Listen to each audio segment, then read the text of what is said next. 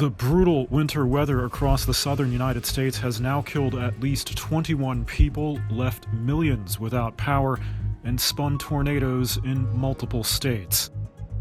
4 of those killed were in a house fire in Texas, with other deaths linked to the bitter cold. Officials have warned people not to bring grills or propane heaters indoors after carbon monoxide poisoning killed at least 2 people and hospitalized several others. As an Arctic air mass pushed temperatures to historic lows on Tuesday, several facilities opened their doors as warming centers as volunteers rallied to help. The rare deep freeze has also forced the closure of some COVID vaccination centers.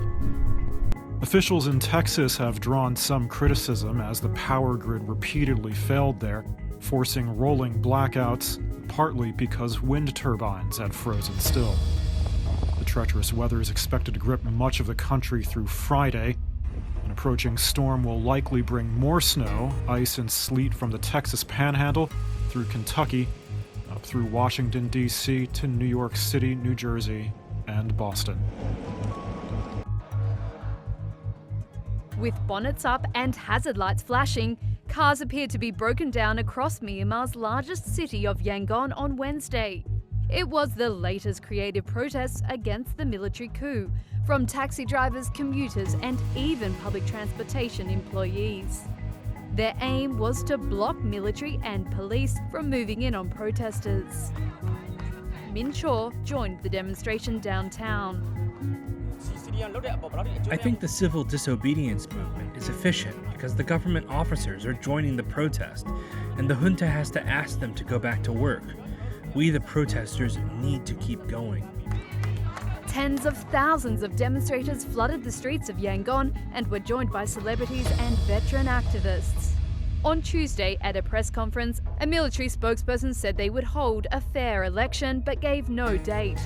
Police filed an additional charge against detained leader Aung San Suu Kyi of violating a natural disaster management law, on top of earlier charges of illegally importing 6 walkie-talkie radios.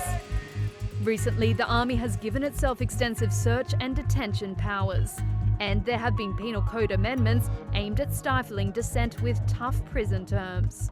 Despite this, demonstrations have continued in towns across the ethnically diverse country. The civil disobedience movement has been growing with strikes that are crippling many functions of government. Japan kicked off its COVID-19 inoculation drive on Wednesday, the last of the group of 7 nations to begin a major vaccine drive. First in line to roll up their sleeves were Tokyo medical workers, including 37-year-old nurse Junko Hasegawa. I was a bit nervous as I work in a place which has a higher risk of infection. By getting vaccinated, I think I can work with a little more reassurance. But Japan faces a big hurdle, a shortage of syringes, meaning millions of Pfizer-BioNTech vaccines could go to waste. The government made urgent requests to manufacturers, but they're struggling to ramp up production. It's the latest headache for Prime Minister Yoshihide Suga, who is struggling to win public support. He's trying to defy the odds by pushing ahead with the Tokyo Olympics, set to start this July. Though daily cases are in decline, Tokyo and several prefectures remain in a state of emergency to stop the virus from spreading. Japan has signed contracts to get a combined total of 314 million doses from Pfizer, AstraZeneca and Moderna, more than enough for their population. Still, a complete vaccine rollout for millions of medical staff and tens of millions of people aged 65 and above could take more than a year, many months beyond the Olympic timeline. This is the moment South Africa's first coronavirus vaccine was administered. Nurse Zeliswa Gididiosi was the first in the country to be inoculated, alongside other health workers and President Cyril Ramaphosa. For him, that shots are now going into arms will be a relief. His government was criticised by health experts over a perceived lack of preparation for mass vaccinations. Then data revealed that the AstraZeneca vaccine, at the heart of South Africa's planned immunisation drive, only offered minimal protection against mild to moderate infection by a variant that was driving the second wave of COVID-19 in South Africa. That prompted a switch to Johnson & Johnson's vaccine, the first batch of which arrived on Tuesday night. Ramaphosa said on Wednesday that 80,000 J&J doses were being prepared for distribution across the country. It's being deployed for the first time outside a major clinical trial as part of a research study targeting 500,000 healthcare workers. The decision to suspend the AstraZeneca rollout has added to scepticism among some South Africans about COVID-19 vaccines. Ramaphosa said he was getting inoculated on the first day of the programme to demonstrate his government's confidence in the J&J doses. Authorities in South Africa have recorded nearly half of the continent's COVID-19 deaths and over a third of its confirmed infections. It's now one of the first nations in Africa to start vaccinations, alongside Egypt, Morocco and Rwanda.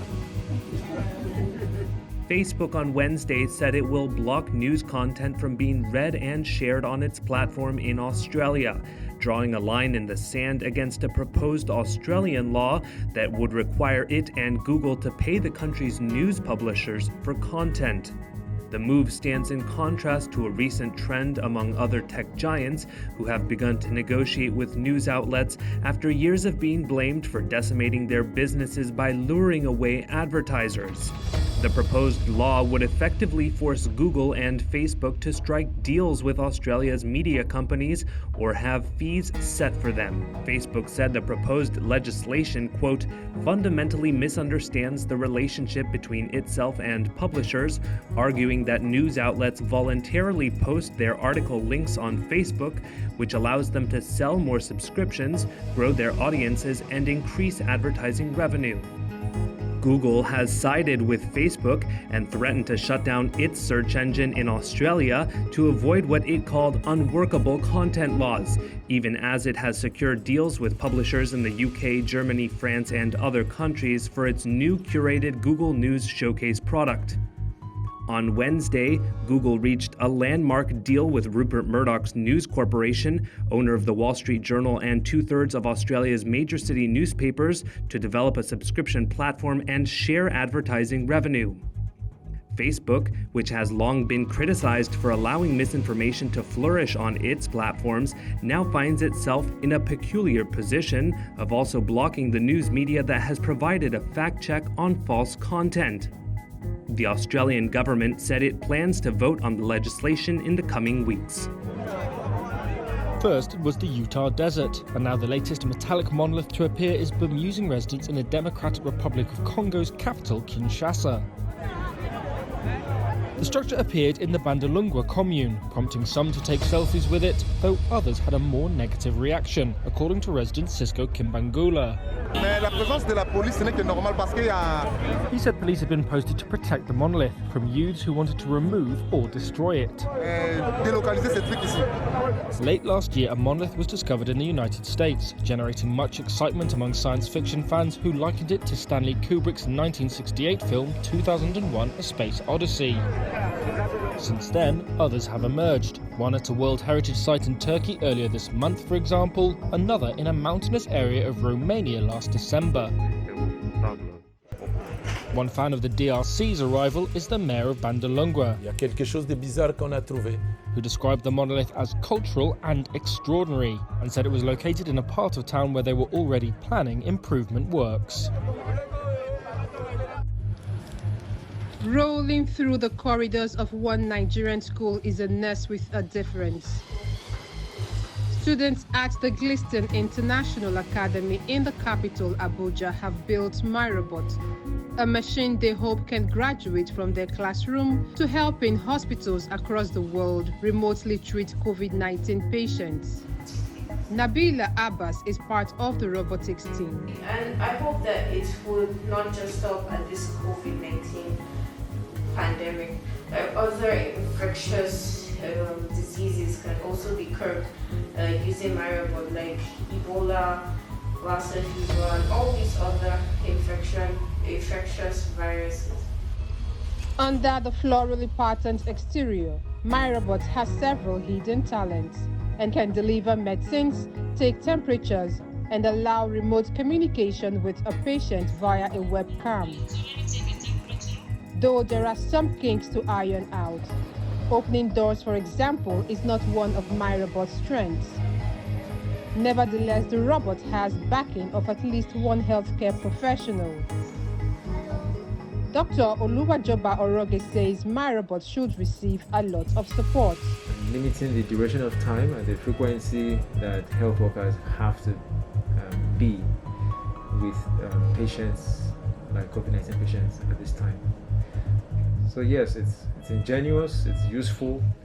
Teacher David Adeneye, who oversees the robotics team, says they are working on upgrades to an international standard with the hope that MyRobot will one day become commercially viable.